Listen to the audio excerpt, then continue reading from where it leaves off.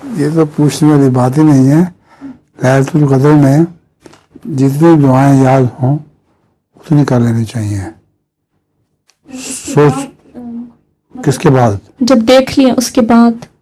जब देख लें तो उसके दौरान ही वो देखना तो एक लम्हा तो नहीं हुआ करता।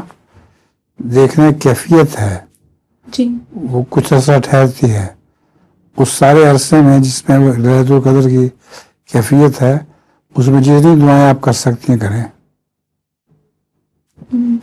आप क्या समझ रही हैं लैलतुल कदर से? नहीं, मुझे पता है कि मतलब वो एक कैफियत होती है, उसमें इंसान एक दुआ करता है।